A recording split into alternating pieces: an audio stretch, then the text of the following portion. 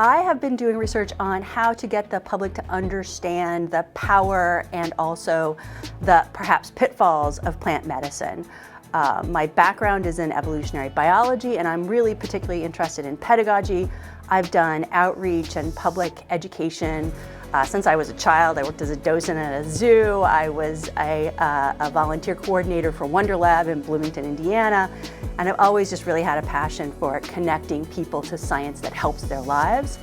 And in teaching ethnobotany here at Providence College, I've noticed that there are a lot of students who are very interested in plant medicines, but don't understand that plant medicines could be harmful if not taken with the same precautions that we use for conventional medicines.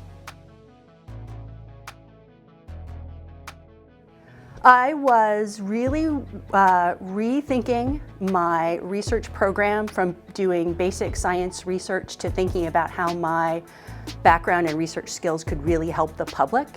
I come from evolutionary biology, and when I first started teaching, there was a lot of misunderstandings about how design can show up in nature without a designer. And so there was a huge outreach to better teach evolutionary biology, and I really benefited from that. And thinking about what were the next kinds of topics that were really showing up in our society that could use an evolutionary lens to understand better. And plant medicines is one where if you understand why plants are making these chemicals, you understand right away that they're not necessarily good for us and that we have to use the same kinds of precautions we do for other medicines. I reached out very early on to Roger Williams Park Botanical Center, who I had been doing some work with their education group on revising some of their tours. And we were thinking about other kinds of tours that we could do at the Botanical Center, and a lot of visitors are very interested in some of the plants that we have that have medicinal properties. And so I came up with a tour and some activities that children could do, and we've been reaching out to some of the local high schools to teach them how to lead tours and to do some of this work. And much more recently, I've been working with the Cooperative Extension, which in Rhode Island is through the University of Rhode Island and their Master Gardener volunteers.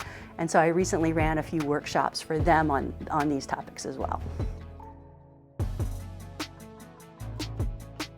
I have researched several for the tours that I lead, and there's a huge range of them, right? You can go back in history and realize that aspirin was originally a plant-based medicine, up to all the cutting-edge medicines for cancer, for example, that we're getting from things like Pacific Yew and from Vinca to help treat cancer.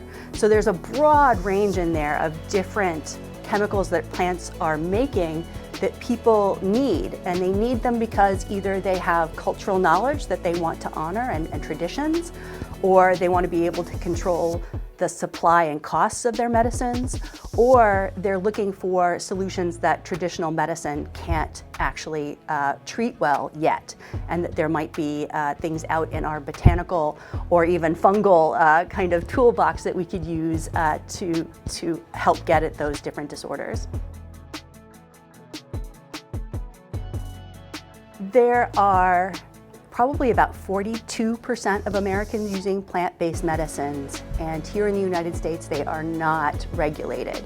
So people need to know that there are possible problems of using plant-based medicines, the same ones that we have for traditional medicines, in that you have to make sure you're taking the right medicine at the right dosage, that you're on the lookout for side effects, and that you tell your doctor so that they can look at drug interactions.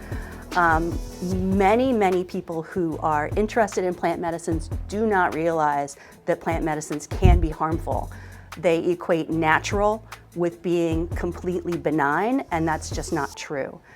Understanding this kind of ecological story about why plants make these chemicals to either attract in pollinators or to deter herbivores from eating them, it's more natural narrative for us to understand that some of these chemicals can be good or bad, and that the dosage is important.